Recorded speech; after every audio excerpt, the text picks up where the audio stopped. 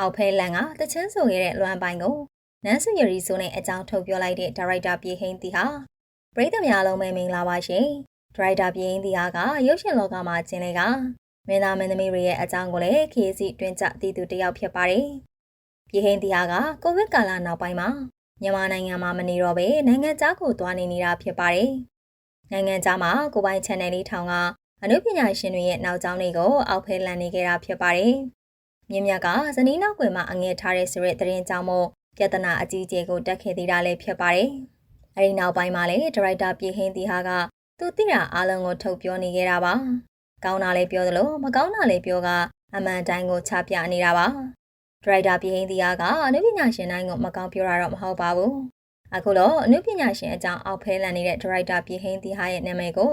လွမ်းပိုင်ကတချင်နဲ့ထဲဆိုရဲလို့သိရပါတယ်။လွမ်းပိုင်ကဒါရိုက်တာပြေဟင်းတီရဲ့အကြောင်းကိုအောက်ဖဲလန်ခဲ့တာပါ။မြင်းမျက်စီကနေပတ်စံနေချီကပကံမာမိန်ကလေးတွေနဲ့ပတ်ရှုံနေတာဆိုပြီးထုတ်ချခဲ့တာဖြစ်ပါတယ်။ဒီလိုလွမ်းပိုင်ဘက်ကစောင်းလာတဲ့အပေါ်မှာဒါရိုက်တာပြေဟင်းတီဟာကလည်းမခံပြန်ပါဘူး။ဒါရိုက်တာပြေဟင်းတီဟာကသူ့ကိုမဟုတ်တာတွေပြောနေတယ်လို့ရှင်းလာခဲ့တာဖြစ်ပါတယ်။သူအနေနဲ့မြင်းမြတ်လိုမင်းသားစီကနေပတ်စံချေးစရာအကြောင်းမရှိဘူးလို့ဆိုပါတယ်။ရုပ်ရှင်တကားရရင်ကြည်အများကြီးရတာမို့ပတ်စံချီတာကလိမ့်လေပြောဆိုရလို့ရှင်းလာခဲ့တာပါ။ဒါအပြင်လွမ်းပိုင်ရဲ့မင်းသားကြီးထက်တောင်သူ့ရဲ့အမှုပညာကြီးကပုံများတယ်လို့ဆိုပါတယ်။လွမ်းပိုင်ကိုလည်းနန်းစုရရီဆိုနဲ့ပကံမှာပါညာဖြစ်ခဲ့ရဲဆိုပြီးစောင်းပြောလာခဲ့တာဖြစ်ပါတယ်။လွမ်းပိုင်နဲ့နန်းစုရရီဆိုရဲ့အကြောင်းတွေကိုလည်းဒါရိုက်တာပြေဟင်းတီဟာက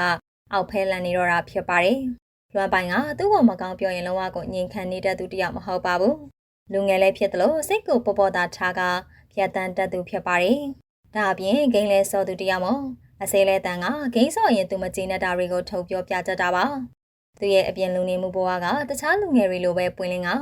တခုခုဆိုချမလားဆိုတဲ့ပုံစံဖြစ်ပါတယ်။ဒါကြောင့်မို့ဒီတစ်ခေါက်တချင်ထုတ်တဲ့အချိန်မှာသူ့ကိုမကောင်းပြောတဲ့သူတွေကိုတခါတည်းစောင်းကတီးဆိုထားတာဖြစ်ပါတယ်။လွမ်းပိုင်ကသူ့ရဲ့အခြေအနေကိုမကောင်းပြောတဲ့မီဒီယာတို့ကလည်းချက်ချင်းကိုလက်တုပ်ပြန်ခဲ့တာဖြစ်ပါတယ်။မီဒီယာသမားအပေါ်မှာချက်ချင်းတုံ့ပြန်ခဲ့ပြီးမြဲပြောပြတာနဲ့သူ့မှာပါရန်ညွှန်းမှမရှိတော့ပါဘူး။ဒါရိုက်တာပြေဟင်းတီဟာပြောလာတဲ့အပေါ်မှာတော့လွမ်းပိုင်ကဘာမှမတုံ့ပြန်သေးပါဘူး။ဒါရိုက်တာပြေဟင်းတီဟာကတော့လွမ်းပိုင်အကြောင်းကိုပြောကတုံ့ပြန်နေပြီဖြစ်ပါတယ်။ဒါရိုက်တာပြေဟင်းတီဟာကမကောင်းအကြောင်းတွေပြောနေတာမို့အပြောခံရသူတွေကလုံးဝမကျေနပ်ကြပါဘူး။ဒါပေမဲ့သူကနိုင်ငံခြားမှာနေတာမို့ဘာမှကြည့်မဆိုင်ပဲဆက်ပြောနေတော့ဖြစ်ပါတယ်။ဒါရိုက်တာပြေဟင်းတီဟာကမြန်မာနိုင်ငံကိုပြန်လာဖို့အခြေအနေလည်းသိမရှိတော့ပါဘူး။သူအနေနဲ့နိုင်ငံခြားမှာသာအခြေချဖို့ဆုံးဖြတ်ထားတာပါ။ဒါကြောင့်မို့လဲမြန်မာနိုင်ငံကအမှုပညာရှင်တွေအကြောင်းကိုအမနာရန်ပြောရနေတာဖြစ်ပါတယ်။အမှုပညာရှင်တွေကလည်းသူပြန်လာရင်တရားစွဲမယ်လို့လှုပ်ထားကြတာတောင်ရှိပါတယ်။ဒရိုက်တာပြေဟင်းတီဟာကတော့မှန်တာကိုပြောလို့မကြောက်ဘူးလို့ဆိုပါတယ်